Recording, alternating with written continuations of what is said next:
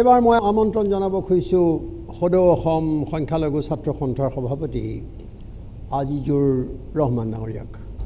ৰহমান ডাঙৰীয়া, আপোনাক এই অনুষ্ঠানলৈ মই আদৰণি জনাইছোঁ। সন্মুখত নিৰ্বাচন, আকৌ আহিব পৰিৱৰ্তনৰ কথা, আকৌ আহিব সংখ্যালঘু প্ৰীতিৰ কথা, আকৌ সংখ্যালঘু বিৰোধীৰ কথা আহিব। আজিৰ তাৰিখত সংখ্যালঘু ছাত্ৰ হিচাপে বা সংগঠনৰ আপুনি অৱশ্যে উপদেষ্টা এতিয়া বৰ্তমান, গতিকে মই যদিও ক'লোঁ আপোনাক সদৌ অসম সংখ্যালঘু ছাত্ৰ সন্থাৰ উপদেষ্টা হিচাপে আপোনাৰ এই মুহূৰ্তত ক'বলগীয়া কি আছে? প্ৰথম কথা আপোনাৰ অসমৰ ৰাইজক, সংখ্যালঘু ৰাইজক আৰু বিশেষকৈ যুৱ প্ৰজন্ম। প্ৰথম কথা হৈছে, চাওক, আজি স্বাধীনতাৰ পিছৰ পৰা প্ৰথম অসমত এক সাম্প্ৰদায়িক এক বাতাবৰণৰ গা কৰি উঠিছে। গতিকে আমি প্ৰথম হৈছে যে আমি সাম্প্ৰদায়িক এই বাতাবৰণক আমি নিঃশেষ কৰিব লাগিব। শংকৰদেৱ, আজান ফকীৰৰ অসম ভূমিত কোনো কাৰণতেই হিন্দুত্বৰ নামতেই হওক বা মুছলমানৰ নামতেই হওক কোনো শক্তি যাতে গা কৰি উঠিব নোৱাৰে, তাৰ কাৰণে আমি সকলোৱে ঐক্যবদ্ধভাৱে আমি যুঁজিব লাগিব। সাম্প্ৰদায়িক শক্তিক আমি প্ৰতিহত কৰিবই লাগিব।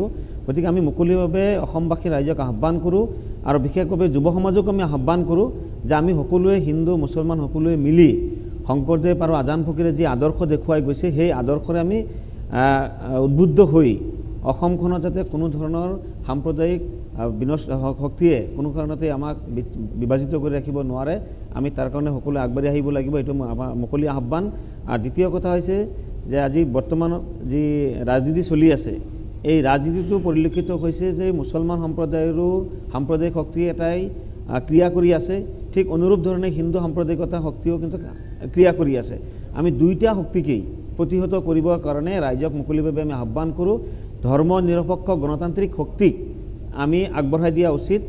বিশেষভাৱে অসমৰ শান্তিৰ কাৰণে অসম আৰু অসমীয়া জাতিক আগবঢ়াই নিয়াৰ স্বাৰ্থত আমি এই ভূমিকা লোৱাটো উচিত। আপুনি ক'লে যে ৰাজনীতি সাম্প্ৰদায়িক ৰাজনীতি আৰু বিভাজনৰ ৰাজনীতি, কিন্তু আপুনিতো অলপ পোনপটীয়াকৈ ক'ব লাগিব যে কোনে সাম্প্ৰদায়িক ৰাজনীতি কৰিছে, কোনে বিভাজনৰ ৰাজনীতি কৰিছে অসমীয়া সমাজত? নাই, এইটোতো স্পষ্ট। শংকৰদেৱ আজানৰ অসমক কোনে বিভাজিত কৰিব খুজিছে? নাই, এইটো স্পষ্ট হৈ আছে। আজি 2016 চনত অসমত যেতিয়া বিজেপি দলৰ চৰকাৰ আহিল, তাৰ পিছৰ পৰাই বিভাজনৰ ৰাজনীতি আৰম্ভ হৈ আছে। 2014 চনত কেন্দ্ৰত আহিল, 16 চনত অসমত আহিল। তাৰ ঠিক কিছু বছৰ আগৰ পৰাই অসমত মুছলমানৰ নামতো UDF দলৰ যেতিয়া জন্ম হ'ল, তাৰপিছতো কিছু বিভাজন আহিছে। গতিকে আমি সমান্তৰালভাৱে দুইটা শক্তিকেই আমি বিভাজনৰ ৰাজনীতি কৰা শক্তি আমি কওঁ, আখ্যায়িত কৰোঁ। আৰু দুইটা শক্তিয়েই সাম্প্ৰদায়িক শক্তি, দুটা সম্প্ৰদায়ক লৈ ৰাজনীতি কৰিব বিচাৰি আছে, ধৰ্মৰ নামত ৰাজনীতি কৰিব বিচাৰি আছে। গতিকে আমি এই দুইটা শক্তিৰেই বিৰোধিতা কৰি আছোঁ।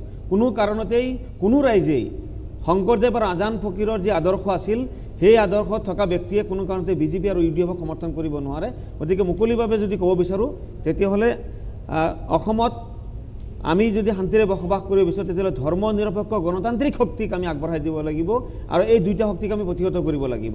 আৰু বিশেষভাৱে আৰু এটা কথা হৈছে যে বিজেপি চৰকাৰ অহাৰ পিছত ৰাইজে পৰিৱৰ্তনৰ নামত বিজেপি চৰকাৰ আনিছিল, কিন্তু দেখা গৈছে যে যি চৰকাৰে জাতি মাটি ভেটি সুৰক্ষা দিব বুলি কৈছিল, তেওঁলোকে কৈছিল যে শৰাইঘাটৰ শেষকৰণ আখ্যায়িত কৰিছিল।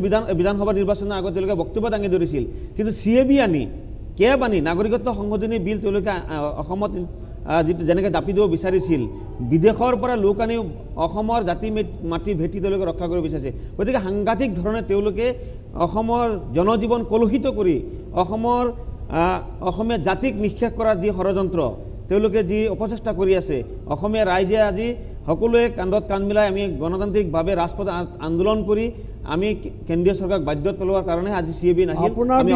আপোনালোকৰ বিৰুদ্ধেও অভিযোগ আছে যে আপোনালোকে সাম্প্ৰদায়িক ৰাজনীতি কৰে। এইটো মিছা কথা। কোনো কাৰণতেই সদৌ অসম সংখ্যালঘু ছাত্ৰ ইউনিয়ন বা অসমৰ সংখ্যালঘু ৰাইজে আমি যিমান দৰে চেষ্টা কৰি আছোঁ, কোনো কাৰণত আমি সাম্প্ৰদায়িক ৰাজনীতিৰ লগত আমি জড়িত নহয়। আমি বিচাৰোঁ সদায় হিন্দু মুছলমান খ্ৰীষ্টান অসমত যিমান জাতি জনগোষ্ঠীৰ লোক আছে, আমি সকলোৱে মিলিজুলি অসম আৰু অসমীয়া জাতিক আমি আগবঢ়াই লৈ যাব লাগিব। এইটো হৈছে আমাৰ আটাইতকৈ ডাঙৰ মটো আৰু এই মটোলৈয়ে আমি আগবাঢ়ি গৈ আছোঁ। NRCত আপোনালোকৰ বাধা আছিল বুলি কয়? এইটো মিছা কথা। বাধা আছিল বুলিহে কয়, কিন্তু বাধা যদি আমি দি থাকিলোঁ হয় NRC নহ'লে হয়। কিন্তু আমি বাধা দি থকা নাই। NRC কৰ্তৃপক্ষই জানে, মাননীয় উচ্চতম ন্যায়ালয়ে জানে। আজি NRCৰ লগত জড়িত থকা 55,000 কৰ্মচাৰী আজি উপলব্ধি কৰি আছে যে আমচুৱে কি ভূমিকা লৈছে, অসমৰ সংখ্যালঘু সমাজে কি ভূমিকা লৈছে। আজি আপুনি জানি আচৰিত হ'ব যে শিলচৰৰ লোকক যেতিয়া তিনিচুকীয়ালৈকে হিয়াৰিঙৰ কাৰণে মাতিছে, মানুহে কিন্তু বিনা প্ৰতিবাদে তিনিচুকীয়ালৈকে গৈছে। আজি মোৰ মনে কয় যদি আপোনাক যদি আজি গুৱাহাটীৰ পৰা যদি তিনিচুকীয়াত মাতিলে হয়, সম্ভৱতঃ আপুনি অলপমান প্ৰতিবাদ কৰিলে হয়, মোক কিয় মাতিব ইমান দূৰলৈ। কিন্তু কেৱল শুদ্ধ এখন NRC হওক, অসমৰ বিদেশী সমস্যাটোৰ চূড়ান্ত সমাধান হওক, বিদেশীক লৈ ৰাজনৈতিক দলবিলাকে যি ৰাজনীতি কৰি আছে এই ৰাজনীতি কৰা প্ৰক্ৰিয়াটো বন্ধ হওক, কেৱল এই আশা লৈ আজি সংখ্যালঘু সমাজে NRC প্ৰক্ৰিয়াত সহযোগ কৰি আছে। আহিলে তাৰপিছত NRC কিবা অৰ্থ থাকিল জানো?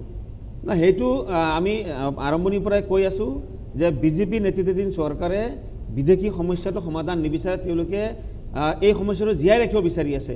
কাৰণ বিদেশী বাহিৰৰ পৰা আনি আইন পাছ কৰি বাহিৰৰ পৰা আনিব বিচাৰিছে, যি সময়ত নেকি অসমৰ সৰ্বস্তৰৰ ৰাইজে কোন বিদেশী কোন স্বদেশী চিনাক্তকৰণ কৰি যিসকল প্ৰকৃত বিদেশী তেওঁলোকক বিতৰণৰ কাৰণে ব্যৱস্থা কৰিবৰ কাৰণে চৰকাৰক আহ্বান কৰি আছে, সহযোগ কৰি আছে, NRCৰ কামত জড়িত হৈ আছে, মাননীয় উচ্চতম ন্যায়ালয়ৰ ভূমিকাক শলাগ লৈ আছে। সেই সময়ত BJP চৰকাৰে কিন্তু বিদেশীক আনি জাপি দিব বিচাৰি আছে। গতিকে মই ভাবোঁ যে BJP যেতিয়ালৈকে অসমৰ পৰা আঁতৰোৱা নহ'ব তেতিয়ালৈকে এই সমস্যাৰ কেতিয়াও সমাধান নহ'ব, আৰু অসমীয়া জাতিক যে আমি অনাগত দিনত আগুৱাই লৈ যাব পৰা যাব তাতো আমাৰ সন্দেহ আছে।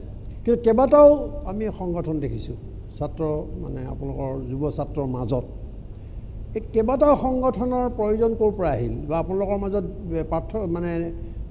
মানে হেৰিটো ক'ত, মত পাৰ্থক্য ক'ত এই দল সংগঠনবোৰৰ লগত? নাই চাওক, কেইবাটাও সংগঠন মানে আজি সংখ্যালঘু সমাজত বিভিন্ন চিন্তাধাৰাৰ বিভিন্ন ধৰণৰ লোক থাকিব পাৰে, তেখেতসকলে বিভিন্ন ধৰণৰ সংগঠন বনাইছে, ৰাজনৈতিক সংগঠনো আছে, অৰাজনৈতিক সংগঠনো আছে।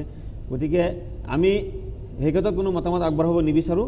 আমি বিচাৰিছোঁ যে অসমৰ সংখ্যালঘু সমাজে অসমীয়া জাতীয়তাবাদৰ লগত সংপৃক্ত হৈ শংকৰদেৱ আৰু আজান ফকীৰৰ যি আদৰ্শ আছিল সেই আদৰ্শৰে আমি উদ্বুদ্ধ হৈ অসম আৰু অসমীয়া জাতিক আগবঢ়াই লৈ যাব লাগে। এই উদ্দেশ্য লৈ আমি সংখ্যালঘু সমাজৰ লগতে সামগ্ৰিকভাৱে সমগ্ৰ অসমতে আমি এই বাৰ্তা দিবৰ কাৰণে আপুনি সংখ্যালঘু সমাজৰ লগত আপোনাৰ এটা প্ৰত্যক্ষ যোগাযোগ, বহু ঠাই ঘূৰিছে, আপুনি অভিজ্ঞ। তাত কোনবোৰ বিষয়ে সংখ্যালঘুসকলৰ মন এতিয়া মানে হেৰি কৰিছে, মনত কোনবোৰ প্ৰশ্ন উদয় হৈছে তেওঁলোকে? নহয় চাওক, এতিয়া প্ৰশ্নটো আপুনি স্পষ্ট, কাৰণ সমাজক এটা অস্থিৰতা আৰু অৰাজকতা হৈছে, এটা উত্তেজনা, আপুনি প্ৰথমেই কৈছে যে এটা উত্তেজনাৰ সৃষ্টি হৈছে, অস্থিৰতা হৈছে আৰু অসহিষ্ণুতাৰ পৰিৱেশ হৈছে সমগ্ৰ দেশত। তাৰ কাৰণে কি হৈছে সকলোৱে দেখিছে। এই পটভূমিত সংখ্যালঘুসকলৰ বিভিন্ন ৰাজ্যত তেওঁলোক নিৰাপত্তাহীনতাত ভুগিছে। ইয়াত যেতিয়া আপুনি কৈছে সাম্প্ৰদায়িক ৰাজনীতি হৈছে দুফালৰ পৰা, তো ইয়াত কি সংখ্যালঘুসকলৰ এতিয়া মনত কি, নিৰ্বাচনক কেন্দ্ৰ কৰি তেওঁলোকৰ মনোভাৱ কি? আমি যিমান দূৰ সংখ্যালঘু সম্প্ৰদায়ৰ সমাজত ঘূৰিছোঁ, ৰাইজে এটা কথাই কৈ আছে যে আমি দুয়োটা সাম্প্ৰদায়িক শক্তিকে এইবাৰ আমি প্ৰতিহত কৰিম। অসমৰ সংখ্যালঘু সমাজে কোনো কাৰণতে এইবাৰ সাম্প্ৰদায়িক শক্তিক ভোট প্ৰদান নকৰে, এইটো স্পষ্ট হৈ আছে। ধৰ্ম নিৰপেক্ষ গণতান্ত্ৰিক শক্তিক ভোট প্ৰদান কৰিব। আপুনি কৈ আছে যে অসহিষ্ণুতাৰ এক বাতাবৰণ হৈছে, গতিকে ৰাইজে এই অসহিষ্ণুতা বাতাবৰণৰ পৰা মুক্ত হ'ব বিচাৰি আছে। আমাৰ সংখ্যালঘু সমাজত বিভিন্ন সমস্যাই আমি জৰ্জৰিত হৈ আছোঁ, শিক্ষা দীক্ষাৰ পৰা চিকিৎসাৰ পৰা আদি কৰি যাতায়াতৰ পৰা বিভিন্ন সমস্যা আমি জৰ্জৰিত হৈ আছোঁ। আৰু আটাইতকৈ ডাঙৰ সমস্যাটো হৈছে আমাৰ যে আমাক বিদেশীৰ চাপ লগাই বিভিন্ন ৰাজনৈতিক দলে বিভিন্ন সময়ত তেওঁলোকে ৰাজনীতি কৰি গৈ আছে আৰু আমাক সদায় পিছলৈ ঠেলিব বিচাৰি আছে। গতিকে আমাৰ সংখ্যালঘু সমাজে বিচাৰে যে আমি কেনেকৈ বিদেশীৰ এই চাপৰ পৰা আমি মুক্ত হ'ব পৰা যায়। তাৰ কাৰণে সকলো ৰাইজে বিচাৰি আছে যে শুদ্ধ এখন NRC হ'ব লাগে।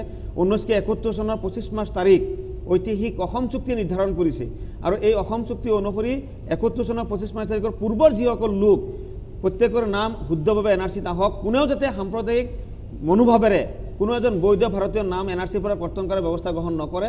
আৰু 1971 চনৰ 25 মাৰ্চ তাৰিখৰ পিছৰ যিসকল লোক হিন্দু হওক মুছলমান হওক কোনো লোকৰ নামে NRCত অন্তৰ্ভুক্ত হ'ব নালাগে।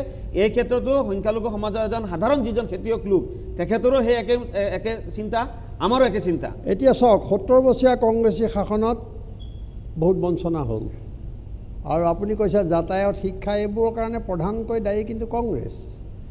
তা আজি আপুনি যেতিয়া বিচাৰ কৰিব লাগিব কি কোনখন তোলা চালনীত ৰাখি আপুনি BJP আৰু কংগ্ৰেছক আপুনি হেৰি কৰিব প্ৰধান ৰাজনৈতিক দল হিচাপে?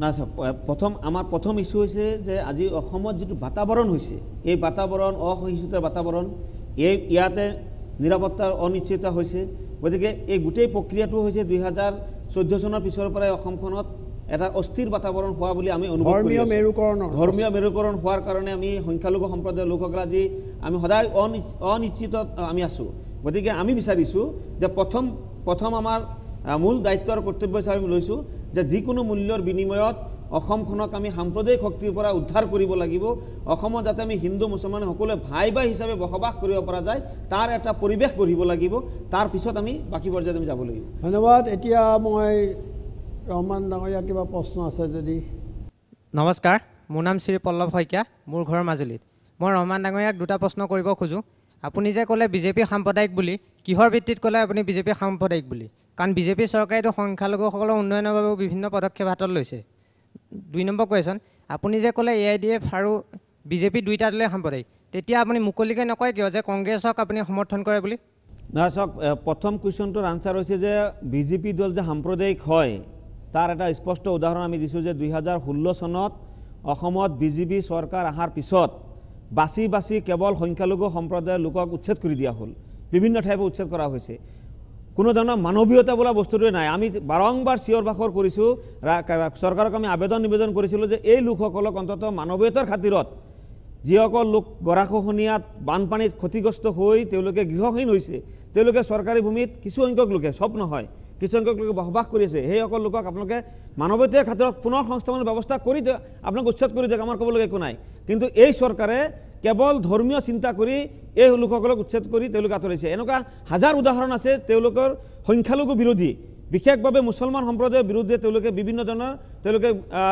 কি কয় তেওঁলোকৰ বক্তব্য আজি হিমন্ত বিশ্ব শৰ্মাৰ পৰা আৰম্ভ কৰি শিলাজিতৰ পৰা আৰম্ভ কৰি অসমত কোনজন নেতাই মুছলমানৰ বিৰুদ্ধে স্পষ্টভাৱে তেওঁলোকে বক্তব্য দাঙি নধৰে যদি সাম্প্ৰদায়িক নহ'লহেঁতেন তেওঁলোকে এনেকুৱা ধৰণৰ বক্তব্য দিয়াৰ আজিলৈকে আমি বেলেগ কোনো ৰাজনৈতিক ব্যক্তিক আমি তেনেকৈ দেখা নাই আৰু দ্বিতীয়তে আপুনি যিটো কথা কৈছে যে AIUDF আৰু বিজেপিক বাদ দি আমি কংগ্ৰেছক কিয় ডাইৰেক্টলি ক'ব নাযাওঁ অসমত কেৱল কংগ্ৰেছ দলেই আছে নেকি 3টা দলেই নেকি মই আপোনাক প্ৰশ্ন কৰিছোঁ 3টা দলেই আছে নেকি এই 3টা দলৰ উপৰিও আৰু কিমানটা দল আছে আমিতো কাৰো নাম উচ্চাৰণ কৰা নাই আপোনালোকে কিয় এটা নাম উচ্চাৰণ কৰি দিয়ে গতিকে আপোনালোকৰ হয়তো ক'ৰবাত নহয় ক'ৰবাত ভয় আছে সেই দলটোৰ প্ৰতি বিশেষ দলটোৰ প্ৰতি আচ্ছা আৰু এটা প্ৰশ্ন আছে আমাৰ সময় বৰ কম নমস্কাৰ মই প্ৰাণজিৎ দাস নৰ্থ ইষ্ট ডিবেটাৰ এছ'চিয়েশ্যনৰ আপুনি সভাপতি থাকোঁতে আমি লক্ষ্য কৰিছিলোঁ যে আপুনি প্ৰগতিশীল বিভিন্ন ধৰণৰ কাম কৰিছিলে যেনে বাল্য বিবাহৰ বিৰুদ্ধে অভিযান বা আপুনি জন্ম নিয়ন্ত্ৰণৰ কথাও কৈছিলে তাৰ বাবে আপোনাক অভিনন্দনো জনাইছোঁ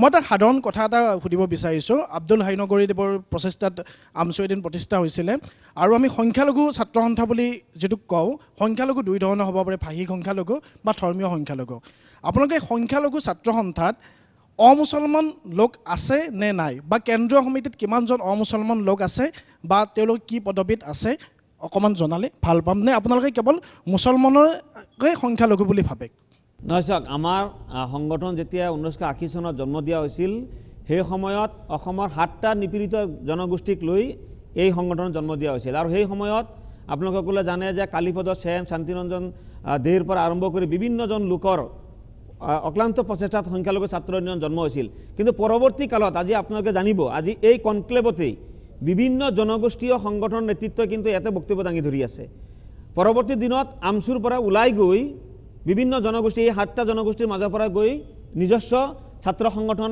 বা যুৱ ছাত্ৰ সংগঠনৰ জন্ম দি তেওঁলোকে আমাৰ পৰা আঁতৰি গৈছে কিন্তু আমি এতিয়াও চেষ্টা অব্যাহত ৰাখিছোঁ যে আমাৰ সংখ্যালঘু ছাত্ৰ ইউনিয়নৰ লগত এই 7টা জনগোষ্ঠীৰে প্ৰতিনিধিসকলক আমি লগত ৰাখিবৰ কাৰণে আমি পূৰ্ণ চেষ্টা কৰি আছোঁ আজিৰ তাৰিখতো আমাৰ লগত সংখ্যাত কম হ'লেও বিভিন্ন জনগোষ্ঠীয় প্ৰতিনিধি আমাৰ লগত আছে ৰহমান ডাঙৰীয়া বহুত ধন্যবাদ এই অনুষ্ঠানত আপুনি অংশগ্ৰহণ কৰাৰ কাৰণে